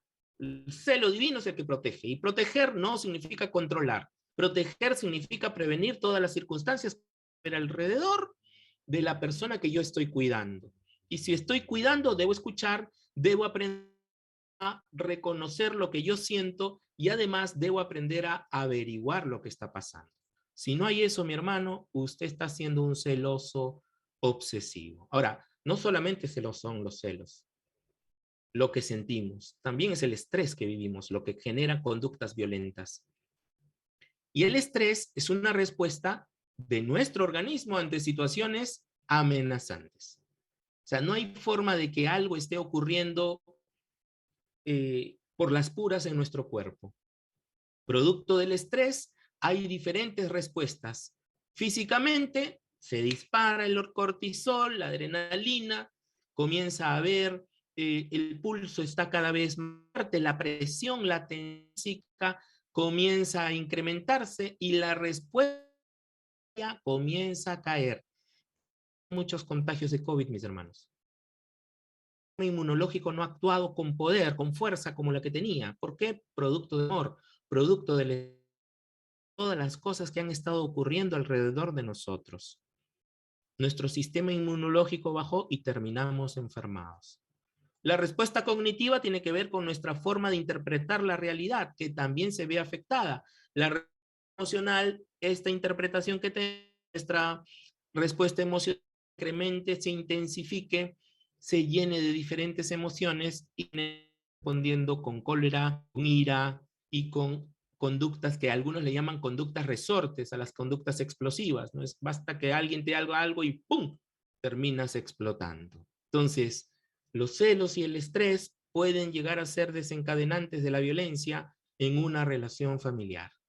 ¿Ok? Hay algunos que no sienten celos por la pareja, pero están sumamente estresados. Y ese estrés provoca en ellos, de alguna forma, algunos comportamientos. ¿Se recuerdan de esto? ¿Se recuerdan de esto? Voy a ir terminando para poder entender esto. Bueno, yo les decía que esta es la ruta continua en la que la persona se va involucrando en un acto de violencia, si hay frecuencia y si hay intensidad. Si hay frecuencia y si hay intensidad, puede llegar a eso. Pero ¿qué pasa? Si aprendemos a cambiar la ruta, mire, ¿dónde cambiamos todo? Cuando hay tensión acumulada. Cuando hay tensión acumulada después de los periodos de calma, allí necesitamos intervenir. No en la explosión, no cuando está con la culpa y el remordimiento. Desde la culpa y el remordimiento podemos prevenir, pero ¿dónde intervenimos? Cuando hay acumulación de tensión. ¿Cómo intervenimos? Haciendo una pausa primero, enseñándole a la gente a hacer pausas. ¿Para qué? Para dirigir su atención hacia lo que siente y para aclarar sus pensamientos reflexionando. Entonces, y solo entonces, podrá tener una nueva conducta más adaptativa y continuarán los periodos de calma. Y seguirá habiendo tensión. La tensión nunca va a cambiar. Mientras estemos vivos, va a haber acumulación de tensión. Pero ¿qué vas a hacer con esa tensión acumulada? Eso es la clave. ¿Qué vas a hacer con la tensión acumulada? ¿Notan entonces cómo se va dando? Antes era así, corto, y luego ahora así, largo. ¿Por qué creen que Jesús buscaba tiempos a solas? Jesús buscaba su soledad y valoraba su soledad. No solo para orar, también para reflexionar y darse cuenta de cómo era la condición que estaba viviendo. Los momentos de soledad son importantes, pero es una soledad productiva, no una soledad patológica. La soledad patológica es aquella soledad en que la gente está aislada, no quiere salir con nadie, no quiere hablar con nadie, no quiere saber nada de nadie. Eso es una soledad patológica. La soledad productiva, la saludable, es aquella que se dedica exclusivamente para reflexionar y para sentir lo que uno siente. Y esto está dirigido, está relacionado directamente con la siguiente propuesta pastoral que voy a mostrarles en este momento para tratar el asunto de la violencia desde un enfoque psicopastoral. Y me voy a quedar aquí un ratito, no quiero que se me pase el tiempo, porque ya hemos visto este triángulo. ¿Se recuerda este triángulo? Muy bien. Este triangulito que hemos visto está escrito y descrito en la palabra de Dios. Si usted tiene su Biblia, enciéndala por favor, si lo tiene virtualmente, o abra su Biblia si lo tiene en un libro, en el capítulo 4 del libro de Efesios. Vamos a verlo bíblicamente, cómo podemos tratar con este tema de el capítulo 4 del libro de Efesios, en el verso 17 en adelante, describe cómo es la vida de los que no conocen a Dios. Declaran diciendo que andan en la vanidad de su mente, teniendo el entendimiento entenebrecido, ajenos a la vida de Dios por la ignorancia que en ellos hay. Y que producto de eso, comenzaron a tener dureza en el corazón, se perdieron en toda su sensibilidad y se entregaron a la lascivia, cometiendo toda clase de impureza, dice la palabra. Mire usted, lo que está Pablo describiendo es problemas a nivel cognitivo de pensamiento, andan en la vanidad de su mente, tienen el entendimiento entenebrecido, ajenos a la vida de Dios por la ignorancia que en ellos hay.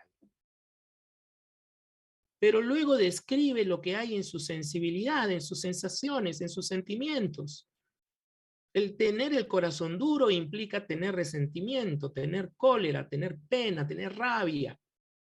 Y esa cólera, rabia, los lleva a ser insensibles con todos los demás. Y en esa insensibilidad se entregan a la lascivia. Reaccionan con conductas impuras. ¿Y dónde está el aspecto contextual de las situaciones que han vivido? Ya lo hemos visto anteriormente, que haber vivido en ambientes violentos o con roles de familia demasiado rígidos o en algún contexto de alcoholismo, de desempleo, etcétera, etcétera, etcétera. En esos contextos se gesta este tipo de comportamientos. Mire, vanidad en la mente. Hay algunas versiones que hablan de los que piensan en cosas tontas, dice la palabra. Los que piensan en cosas tontas. Vamos a buscarlo en la versión, si usted tiene las versiones, la traducción en lenguaje actual, por favor. Efesios 4:17 dice: ahora les pido de parte del Señor Jesús que ya no vivan como los que no conocen a Dios. Ojo, se lo está hablando a creyentes. Dice, ya no vivan como los que no conocen a Dios. ¿Cómo son los que no conocen a Dios? Son gente ignorante y terca. Por favor, no estoy pasando lista. No diga presente, por favor, ¿ok? Voy a describir conductas, no personas, ¿ok? Dice, son gente ignorante y terca. ¿Quién es una persona terca? Que sabe que está haciendo algo mal y no quiere cambiar. Se lo han demostrado de mil maneras y no quiere aceptar. Una persona terca, que no entiende nada, dice Pablo. Y por eso no disfruta de la vida que Dios le da. La gente que no disfruta de la vida que Dios nos da es porque no entiende el mensaje divino, es porque es terca en su conducta y es porque son ignorantes a las cosas de Dios. Luego dice el verso 19, han perdido la vergüenza, se han entregado totalmente a los vicios y hacen toda clase de indecencias. En esos solamente tres versículos que hemos leído, está descrito el comportamiento de una persona que no conoce a Dios y que Pablo les está diciendo a los que sí conocen a Dios, les está diciendo, oigan, no sean como ellos. Ya no vivan como ellos. Si Pablo les está diciendo que ya no vivan como ellos, ¿qué quiere decir eso? Tal vez todavía hay gente que conociendo a Dios vive como los que no conocen a Dios. Tal vez por eso les está siendo enfático en decir, oye, ya no vivan como ellos. Por favor, dense cuenta. Y ahí empieza el nivel de restauración de Pablo. Lo primero que hace Pablo es cambiar el contexto y decirles, verso 20, pero esto no es lo que ustedes aprendieron acerca de Cristo. Y todavía lo dice, porque ustedes oyeron el mensaje acerca de él y saben vivir como él manda, siguiendo la verdad que él enseñó. Por eso ya no vivan ni se conduzcan como antes, cuando los malos deseos dirigían su manera de vivir. Miren cuánta riqueza hay en todo este versículo, ¿eh? Y es psicología pura, se lo digo, ¿eh? Yo que he estudiado 5 años de psicología, más 2 años de maestría, más 2 años de formación. Todo esto es psicología pura.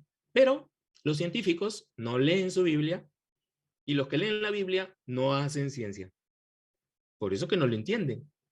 Todo está aquí, hermanos. Todo este cambio conductual que necesitamos para intervenir en casos de violencia, y no solo de violencia, en cualquier caso, diría yo incluso, pero sobre todo por el tema que estamos hablando, en violencia. Ahí empieza todo, en el cambio contextual, en poder reconocer los aprendizajes que hemos tenido. Si es creyente, si es creyente, necesitamos sacarle la palabra y decirle, oye, tú no aprendiste esto de Cristo. ¿En qué momento viste a Cristo golpear a una mujer? ¿O en qué momento viste a Cristo que una mujer o permitió a una mujer golpear a un hombre o celebró eso? Si verdaderamente estás siguiendo sus enseñanzas o si estás siguiendo tus malos deseos. Lo primero que tenemos que hacer es tomar conciencia. ¿Recuerdan la inteligencia que hablábamos emocional? El primer paso, autoconciencia. La autoconciencia es tomar conciencia de lo que está pasando, reconocer qué cosas soy yo, qué cosas he hecho, qué cosas hago y cómo conduzco. Eso es lo primero, autoconciencia. Pero luego dice Pablo, verso 23, ahí viene la intervención. Dice, ustedes deben cambiar completamente su manera de pensar y ser honestos y santos de verdad, como corresponde a personas que Dios ha vuelto a crear para ser como Él. Por eso ya no deben mentirse los unos a los otros. Todos nosotros somos miembros de un mismo cuerpo, así que digan siempre la verdad. Ahí empieza el proceso de transformación. Cambiar la actitud y cambiar la manera de pensar. Los pensamientos, mis hermanos, se renuevan. No es que uno pueda cambiar de pensamientos, uno tiene que renovar sus pensamientos. Ahora, ¿qué significa renovar? Renovar significa que algo que estuvo mal hay que hacerlo de nuevo. Hay que volverlo a hacer. Pero para saber que tengo que volverlo a hacer, tengo que ser consciente de que eso que hice estuvo mal. Yo no puedo renovar algo nuevo.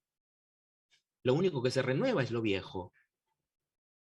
Entonces, cuando Pablo habla de vestirse del nuevo hombre, significa que antes, previamente, debo haber reconocido al viejo hombre, al que está en sus malos deseos, para poder transformarlo. ¿Cómo renuevo? Con cambio de actitudes, con aprender a ser honestos, con pensar como corresponde a una nueva criatura. ¿Qué significa esto? Primero que nada, mi hermano, una persona violenta no puede cambiar sola. Una persona violenta tiene que tener la ayuda de alguien que esté con él para enseñarle nuevos comportamientos y para que él sea consciente de que tiene que corregir los viejos comportamientos.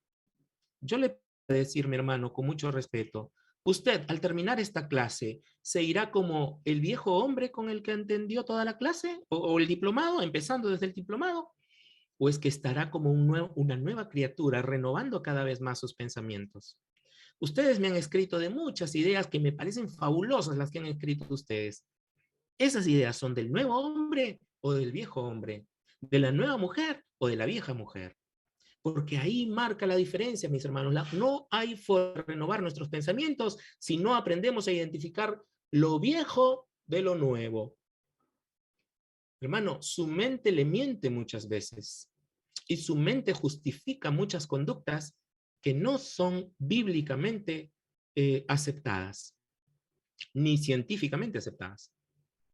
Su mente le miente. Por eso Pablo diría en 1 Corintios, tenemos que aprender a cazar pensamientos y llevando cautivo todo pensamiento a la obediencia de Cristo. Mire, otra vez, lo mismo que está diciendo que en Efesios, lo dijo en Corintios. Llevar cautivo significa que usted tiene que aprender a identificar lo que piensa, porque lo que piensa no necesariamente es obediencia a Cristo. Lo que piensa daña. Si usted no pasa por el filtro de la obediencia a Cristo. Estamos hablando de población creyente. Si no es creyente, ¿qué creen que debiéramos hacer? Si no es, primero presentarles la verdad. Pero estamos hablando de gente creyente aquí. Entonces, dice Pablo en Corintios, llevando cautivo todo pensamiento a la obediencia de Cristo. Por tanto, su mente le miente muchas veces y tiene que aprender a diferenciar de lo que piensa. ¿Y cuál es la forma de pensar? Pablo lo dice en Filipenses, en todo lo bueno, en todo lo que es justo, en todo lo que tiene buen nombre, todo lo que es digno de alabanza. Si hay alguna virtud alguna, en esto pensar, dice Pablo. O sea que nuestros pensamientos tienen que tener un marco conceptual en el cual podamos pensar. Nuestros pensamientos necesitamos aprender a renovarlos, no quedarse con lo que piensa. Usted aprendió muchas formas acerca de la violencia y seguramente se ha identificado con todo lo que hemos hablado, se ha identificado con esto. Usted aprendió a hacer esas conductas violentas desde casa. ¿Y qué tenemos que hacer cuando venimos a Cristo? No podemos desaprender. Algunos dicen hay que desaprender. La próxima clase le voy a, si me lo permiten, la próxima clase voy a traer mi cerebro para poder, bueno, no es mi cerebro en particular, sino el cerebro que tengo como maqueta para poderles enseñar otra cosa que acá lo tengo, pero para la próxima clase porque me quedo sin tiempo y todavía nos falta algunas cositas que tenemos que entender. Entonces, nuestra mente es el inicio de todo tratamiento. ¿Y cómo renuevo mi mente? Teniendo autoconciencia. Teniendo autoconciencia significa reconociendo cómo son mis conductas. ¿Me dejo entender hasta aquí? Por favor, hágame un like si me dejo entender hasta aquí. Pero no cambiar tanto su manera de pensar. No quiero hacer que cambie su manera de pensar para mal, ¿eh? Estoy tratando de hacer que cambie su manera de pensar para bien. Entonces, ¿qué hacemos con las emociones? Ay, Dios mío, ahí dice Pablo, verso 26 y 27, se los leo. En la versión de traducción del lenguaje actual dice, si se enojan, ojo, si se enojan, está bien enojarse, no permitan que ese enojo les haga pecar. Si se enojan, no permiten que el enojo los haga pecar. Que el enojo no debe, perdón, el enojo no debe durarles todo el día, ni deben darle al diablo la oportunidad de tentarlos. ¿Ah? O sea, no es que el diablo te tienta, mi hermano. Es que uno le da la oportunidad de que lo tiente. ¿Qué usa el diablo para tentarte? Tus propios deseos. No son deseos del diablo, son deseos personales que el diablo usa para tentarte. Si te enojas, no dejes que ese enojo te controle. Insisto, no podemos elegir la emoción que tenemos, pero sí podemos elegir la forma en que expresamos esa emoción. Por eso es que Pablo dice, no deje que este enojo le dure tanto. Así que hermanita, hermanito, por favor, en el amor de Cristo, si usted se ha enojado con su esposo, y ya el enojo ya pasaron 24 horas, si usted sigue enojado porque no le sirvió la comida que usted quería, no deje que el enojo lo controle o la controle. ¿Ok? Mire, renovar pensamientos. Primero, reconocerse interiormente, renovar sus pensamientos, regular sus emociones, y ahora vamos con las reacciones. ¿Qué dice Pablo acerca de las reacciones? Los versos 28 al 30 dicen, quien antes fue ladrón debe dejar de robar y ahora trabajar bien y con sus propias manos. Así tendrá dinero para ayudar a las personas que necesitan. Ahí es, las conductas, mi hermano, se reemplazan. Dice, no digan malas palabras, al contrario, otro reemplazo, digan siempre cosas buenas que ayuden a los demás a crecer espiritualmente, pues eso es muy necesario. ¿Ah? Reemplazo, otro reemplazo. Verso 30.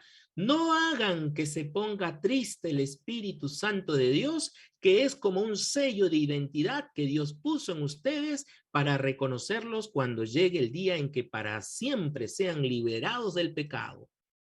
No hagan que se ponga triste el Espíritu Santo. No contristéis al Espíritu, dice la Reina Valera. ¿Qué significa? Significa que nosotros, otra vez, mire, así como nosotros le damos lugar al diablo, también podemos darle lugar al Espíritu Santo. Y así como el diablo puede usar tus malos deseos, el Espíritu Santo puede usar tus buenos deseos para hacer algo contigo. No quiero entrar en más polémicas, pero eso de que el Espíritu Santo te posee o que el diablo te posee, para mí es cuestionable, sabiendo que uno mismo le da lugar al diablo o le da lugar al Espíritu Santo. Gálatas habla de la lucha de la carne contra el espíritu. ¿A quién le estás dando lugar en tu propia vida? ¿A quién le da lugar en su vida aquellos que son violentos? No es que el diablo los empuje a ser violentos. El diablo utiliza esa conducta violenta para seguir tentándolos y seguir dañando la obra de Cristo. Ustedes saben qué pasa si un pastor cae. ¿Sabe lo que pasa con su iglesia? El diablo no está interesado en las ovejitas. El diablo está interesado en las cabezas. Por eso es que Pablo dice, el que cree estar firme, mire que no caiga. Yo mismo me siento mal muchas veces, aún cuando comparto estos temas, porque me doy cuenta, Dios mío, cuánto falta me hace cambiar en algunas cosas, algunas actitudes personales. Miren lo que dice el verso 31. Dejen de estar tristes y enojados. Ahora, estar tristes y enojados es una reacción natural del ser humano, pero Pablo lo dice, dejen de estarlo. ¿Eso qué significa? Que puedo sentir tristeza y puedo sentir enojo, pero también puedo dejar de sentir tristeza y puedo dejar de sentir enojo. ¿Cómo? ¿Cómo hago eso? Dice, no griten ni insulten a los demás. Dejen de hacer el mal. Pablo empezó hablando de los que no creían en Dios, pero se los hablaba a aquellos que sí creen en Dios y a ellos les está diciendo todo esto. Dejen de hacer el mal, no insulten a los demás, por el contrario, otra vez el reemplazo, sean buenos y compasivos los unos con los otros y perdónense, así como Dios los perdonó a ustedes por medio de Cristo. ¿Ah? ¿Se da cuenta mi hermano, mi hermana? Esta condición en la que hemos estado, lo que hemos querido hacer es cambiar respuestas o reemplazar las conductas, pero no nos hemos ido a lo que siente, ni mucho menos a lo que piensa, ni mucho menos del contexto de dónde viene, que reconozca su contexto. De allí, mi hermano, necesitamos aprender a intervenir, pero de forma intencional. Este aprendizaje, y con esto voy terminando, lo aprendí yo mismo con mi propia vida, mi hermano. Yo he sido una persona muy amargada antes de Cristo y puedo decir con confianza y por la gracia de Dios que ahora mi esposa me considera una persona dulce. Pero para trasladarme de la amargura a la dulzura tuve que pasar por estas tres etapas que yo encontré en mi propia vida. El primer periodo de mi vida yo era puro grito. Y no me importaba si a los demás les ofendía o no. Entonces yo gritaba y punto. Así somos los Basalar, decía yo. Así somos todos, así que puro grito. Todo era resolver con puro grito. Hasta que me di cuenta que mis gritos ofendían a los demás. Hice un análisis de mi propia vida cuando vine a Cristo. ¿Cómo soy yo? ¿Cómo he sido yo? ¿Qué conductas tengo que cambiar? Tuve que tomar conciencia de lo que me pasó y saber que lo que yo hago termina lastimando a los demás. Entonces me convertí en un gritón arrepentido. O sea, seguía gritando, pero luego me arrepentía porque me daba cuenta que lastimaba. Pero ya no me quedaba en el puro grito. Ahora sí me dolía con el dolor ajeno, porque comprendía que también yo había sufrido muchos dolores en mi infancia, en mi adolescencia. Y por eso actuaba desde el dolor, no desde la vida que Cristo me dio. Hasta que me di cuenta que esto de gritar y luego arrepentirse tenía que parar. Tenía que aprender a regular mis emociones, tenía que aprender a renovar mis pensamientos, tenía que aprender a reemplazar mis conductas. Entonces me convertí en el ex, pero felizmente no de mi esposa, sino en el ex gritón. Ahora grito con mucha menos frecuencia, todavía grito, en algunos momentos se me sale. Como diría mi esposa, te bajas de la cruz y comienzas a gritar. Pero ahora ya no es que grito, me arrepiento, y grito, me arrepiento, y grito, me arrepiento. No, ahora me doy cuenta. Y ahora me doy cuenta incluso que mis gritos algunas veces tienen su razón de ser, pero la manera en que lo estoy haciendo no es la más adecuada. Entonces paso de poder tener una reacción automática a una reacción reflexiva para terminar en una reacción precavida. El cambio que se da en las personas no es de inmediato, no es que estoy aquí y ahora cambio aquí, no, es paulatino. Es un cambio que se va dando en una transformación. No es algo que de inmediato pase en las personas, es una transformación, mis hermanos. Y para eso se requiere un proceso de adaptarse, de encaminar lo que uno siente, de educarlo, perdón, de encaminar lo que uno piensa, de educar lo que uno siente y de ejercer dominio sobre lo que uno hace. Uno puede controlar solo lo que hace, no lo que piensa ni lo que siente, pero sí lo que hace. Uno puede controlar lo que hace con sus manos, uno puede controlar lo que hace con sus pies, uno puede controlar lo que hace con su boca, aun cuando lo que siente, aun cuando no pueda controlar lo que piensa. Por eso es importante trabajar todos estos aspectos. Partido el día de hoy sea de beneficio para usted con todo lo que hemos hecho. La próxima vamos a ver cómo intervenimos con las víctimas. Hoy día nos hemos enfocado en el victimario. La próxima sesión vamos a ver cómo sale el tema de las víctimas. No sé si alguien tenga, perdóneme, no sé si hay tiempo, pero un minuto aunque sea, si alguien tiene algo que compartir o escribir, escríbalo mejor. Gracias, Beatriz, gracias por tus palabras, lo leo. Ajá. Qué bueno que les haya gustado. Lucy, adelante, por favor. A ver, veo tu mano levantada. Un minutito, 30 segundos, si es posible. Adelante, por favor, Lucy. Sí, el detalle es que yo quisiera saber si entre la sesión de hoy y la próxima sesión, ¿verdad? Porque por lo general, como usted dice, la víctima luego se convierte en victimario, ¿verdad? Porque si hoy soy un sujeto de violencia, mañana va a proceder, ¿verdad? Entonces, y ahí vamos con el círculo. Entonces, si hoy hemos visto el victimario, la próxima vemos la víctima, y entonces, ¿y cómo hacemos, o sea, o cómo vinculamos los dos, la víctima que se convierte en victimario, ¿no? ¿Sí me explico? Excelente, excelente. Muy bien. La próxima semana vamos a ver cómo la víctima se convierte en un victimario. Porque es eso, o sea, ahorita estamos nosotros viendo lo que vemos, la conducta, ¿no? La forma en que la persona termina respondiendo. La próxima sesión vamos a intentar identificar cómo es que se vuelve una víctima, cómo es que se recupera y qué formas podemos ayudar a que esa persona no termine siendo de víctima a victimario una vez más. Solo vamos a ver la próxima sesión y de hecho, gracias Lucy por el aporte de poder verlo. Uy, leo muchos de sus mensajes, les agradezco mucho, de verdad. Qué bueno que les haya gustado. Voy a dejar de compartir pantalla para que podamos estar acá. Aunque veo que son mensajes directos o para todos. No todos pueden leer los mensajes, ¿no? Pero bueno, veo bastantes mensajes que me han escrito. Profesor, le agradezco grandemente por toda la información y experiencia compartida. Muchas gracias, muy linda clase. Es la mejor clase que yo he visto.